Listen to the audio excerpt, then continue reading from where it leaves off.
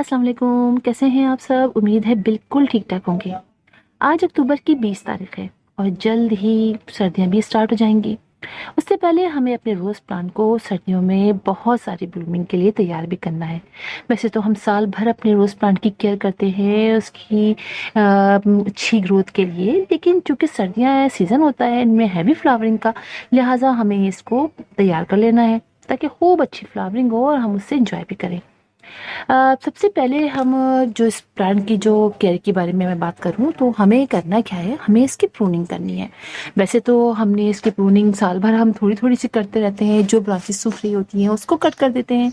और अगस्त के महीने में हम अक्सर इसकी जब रेनी सीजन स्टार्ट होता है तो बस अच्छी खासी इसकी प्रूनिंग कर लेते हैं।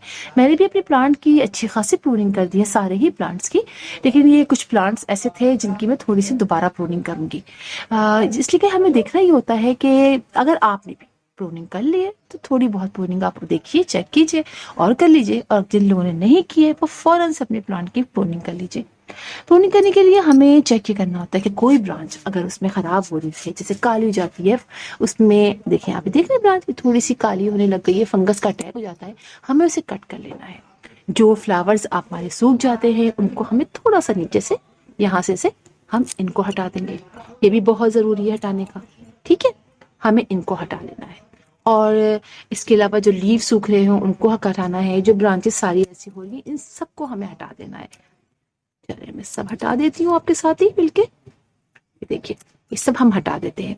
और जो लीव सूख रहे हों उनको आपने हटाना है, ये बहुत इंपॉर्टेंट होता है। तो इस तरीके से, और जो ब्रांचेस आप कट करना चाहें मजीद, जैसे मैंने तो अभी कट कर ली थी बहुत सारी, आप इसकी प्रूनिंग कर लीजिए। और जो लीव इस तरह से देखिए, इसमें थोड़े से आपने इस तरह से किसी ने खा लिया कीड़े वगैरह ने, आपने उनको भी कट कर दीजिए।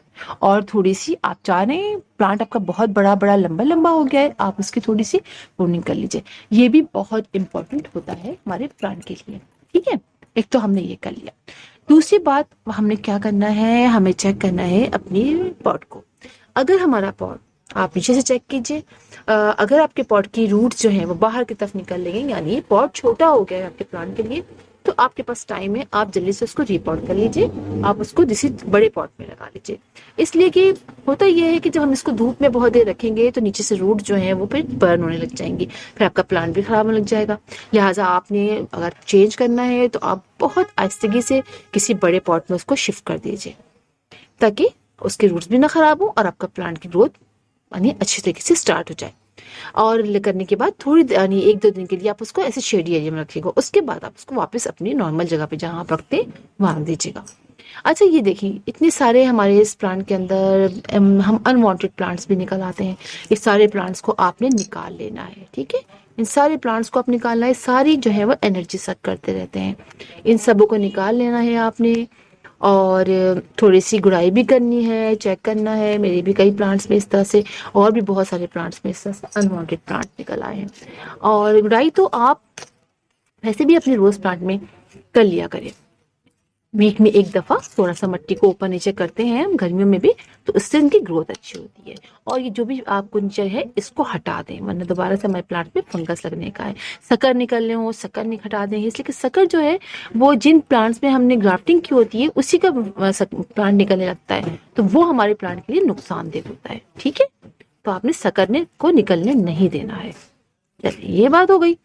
और दूसरी बात ये कि आपने अपने प्लांट को फर्टिलाइज करना है।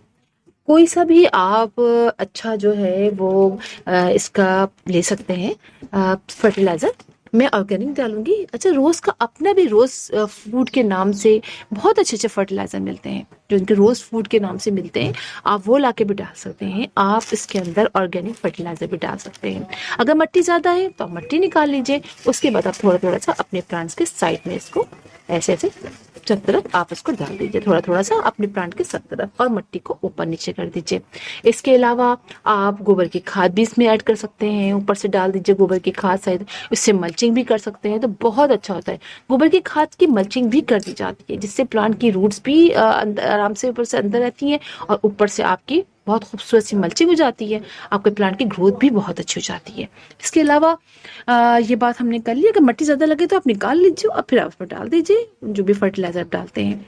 अच्छा, इसके बाद हम बात करते हैं इसके ऊपर फंजीसाइड की। फंजीसाइड भी बहुत इंपॉर्टेंट है, स्पेशली आपने जहाँ जहाँ से इसको कट किया है, प्रूनिंग की है, वहाँ वहाँ आप फंजीसाइड ज़रूर लगाइए। फंजीसाइड आप जरूर लगाइए, उससे आपके जो जहाँ जैसे कट किया होगा वहां से फंगस नहीं लगेगा, काली नहीं होगी वो पोर्शन, और वहां से बहुत अच्छी उनकी ग्रोथ स्टार्ट हो जाएगी, लीव्स मजीद ब्रांचेस निकलेंगी। अच्छा, फंजीसाइड आप कोई सा भी ले सकते हैं। फंजीसाइड के ऊपर लिखा हुआ भी होता है उसको यूज कैसे करना है, ये देखिए, कोई सा भी फंजीसाइड आप ले सकते हैं, और फंजीसाइड के बैग पे लिखा हुआ होता है कि आपको किस तरह करना है। 1 लीटर पानी में आप 1 टीस्पून आप डालें, देखिए इसमें लिखा हुआ भी है, आप ये देखिए 1 लीटर पानी में 1 टीस्पून आप वाटर में आप इसको ऐड कर दीजिए, और अपने प्लांट के ऊपर आप अच्छी तरीके से हर 15 डेज से आप या 10 डेज से आपको लगे तो आप उस पर स्प्रे भी कर दीजिए। और जैसे मैंने आपको बताया कि जहाँ जहाँ आपके वो हुआ है कटिंग की है, आपने वहां पर अच्छी तरीके से आपने उस पर ये स्प्रे भी कर देना, और थोड़ा सा स्प्रे पानी, लिक्विड पानी में आप इसके सॉइल में भी मिक्स कर सकते हैं। नीम खली भी डाल सकते हैं, नीम खली भी बहुत बहुत इंपॉर्टेंट है हमारे, इससे भी फंगस नहीं लगता है। तो इस तरह आप कर सकते हैं। और आपको लगे कि अभी आपके पास छोटी छोटी कलियां आ रही हैं और आप अभी नहीं चाह रहे हैं कि आपका प्लांट को थोड़ा बुशी करना चाहे, तो आप वो कलियां तोड़ दीजिए, आप वो तोड़ दीजिए, हटा दीजिए, ताकि आपके प्लांट की ग्रोथ खूब अच्छी हो जाए, खूब फैल जाए। मैंने भी अपनी सारी ही कलियां हटा दी थी, बस ये 2 चुके काफ़ी अच्छी इसकी ग्रोथ हो रही थी इस प्लांट की, तो मैंने ये 2 लेने दी थी। बहुत खूबसूरत है, और ये देसी गुलाब है, इसमें इतनी अच्छी खुशबू आ रही है, मैं क्या बताऊँ आपको।